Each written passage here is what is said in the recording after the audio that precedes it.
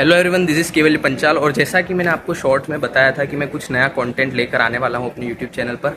Sir, आपका नाम क्या है? हर्ष हर्ष शर्मा। हर्ष शर्मा सर हैं हमारे साथ, और इन्होंने मुझे कॉन्फिडेंस दिया। इन्होंने हाँ भी कहा कि आप जो भी चाहे पूछ सकते हो। तो एक क्वेश्चन है सर आपसे। हाय कर दूं पहले तो? अरे ये क्लास, ओके, हाय कर दीजिए सर। ओके, तो सर मेरा क्वेश्चन ये है, जैसे कुछ बच्चे रहते हैं ना जो अपने पेरेंट्स के अगेंस्ट जाकर कुछ करना चाहते हैं। उनका पैशन उनके पेरेंट्स नहीं चाहते कि वो फॉलो करें, लेकिन उनके पेरेंट्स उन्हें फोर्स करते हैं कि आप कुछ और करो, आपके पैशन से रिलेटेड नहीं कुछ चीज़। तो आपका क्या सोचना है, क्या बच्चे ऐसा कर सकते हैं कि पेरेंट्स के अगेंस्ट जाकर अपने पैशन पर वर्क करें? पर बच्चों को कई बार आपका ये भी होता है, जैसे मैंने जो एक्सपीरियंस किया है कि कई बार बच्चों को पता ही नहीं होता कि क्या करना है। ओके, ठीक है, जैसे वो कुछ करना शुरू करें, जैसे अब तुम ही हो फॉर एग्जाम्पल, हाँ, ठीक है, तुम कंटेंट क्रिएटर, तो आई एम श्योर अगर तुम अपने पेरेंट्स को बताओगे कि मैं कंटेंट क्रिएटर, अभी तो चलो इकोसिस्टम बन गया है, सबको पता है ये कंटेंट से इतना आप कर लेते हो। हाँ, तो कई बार ये होता है कि मुझे ये लगता है कि कुछ मेन स्ट्रीम करते करते अगर आप कर रहे हो तो आई मीन अनलेस ऑफकोर्स आपकी फैमिली इतनी वेल टू डू है कि ठीक है, अगर आपने 5 साल बिगाड़ भी दिए तो आपको फर्क नहीं पड़ता।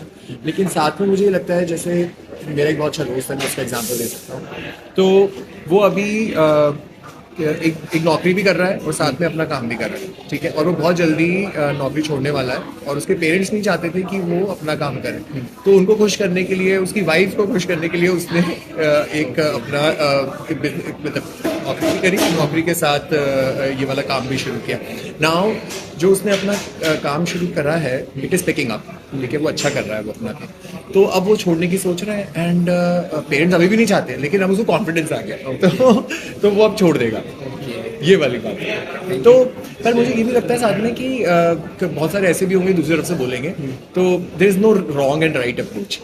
तो हर्ष सर का मानना ये है, क्योंकि बहुत से लोग के अलग अलग ओपिनियन हो सकते हैं इस क्वेश्चन पे, लेकिन उनका मानना ये है कि पहले आप कोई मेन स्ट्रीम, मेन जॉब या स्टेबल चीज़ पर फोकस कर लो, उसे हासिल कर लो। लाइक कोई जॉब हो सकती है, गवर्नमेंट जॉब हो सकती है, कुछ भी हो सकता है, जिससे आपके पास थोड़ी थोड़ी इनकम आती रहे, जो ज़्यादा रिस्की ना हो। देन अपने गोल पर, अपने पैशन पर या अपने आइडिया पर वर्क करो। अगर वो सक्सेसफुल हो जाता है तो आप जॉब छोड़ देना। इनके फ्रेंड ने भी कुछ ऐसा ही किया, ऐसा ये बता रहे हैं।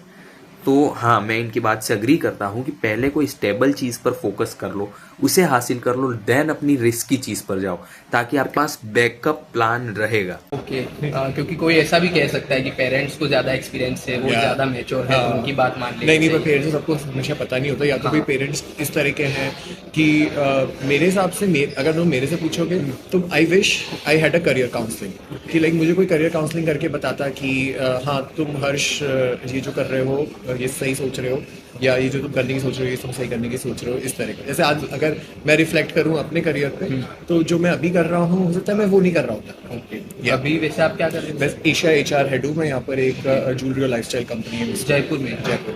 Okay, and second question sir की जो ट्रस्ट, टाइम और एक्सपीरियंस, इन तीन चीज़ों में से सबसे ज़्यादा ट्रस्ट, टाइम और किसी चीज़ क्या?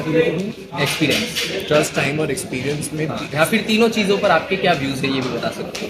आई मीन तीनों थोड़ी अलग अलग चीज़ें भी हैं। जैसे एक्सपीरियंस तो ऑब्वियसली तुम्हें थोड़े उसके बाद आएगा, कुछ भी तुम करोगे। अभी तुम कंटेंट बना रहे हो, धीरे धीरे अभी तुम्हारे जो भी सब्सक्राइबर हैं they have to like really grow, तो तुम्हें एक्सपीरियंस के साथ ही पता चलेगा, right. And trust is I think trust, अब जैसे किस कॉन्टेक्स्ट में मैं तुम्हें ट्रस्ट के बारे में बताऊं, फ्रेंडशिप में ट्रस्ट के बताऊं, या जैसे मैं नौकरी कर रहा हूँ, तो मैं नौकरी कर रहा हूँ, तो आई थिंक मेरे को एक ही कंपनी में इतने साल हो गए हैं, तो शायद इसलिए हो गए कि कंपनी को मुझ पर ट्रस्ट है, जो मैं काम करके देता हूँ वो अच्छा करके देता हूँ।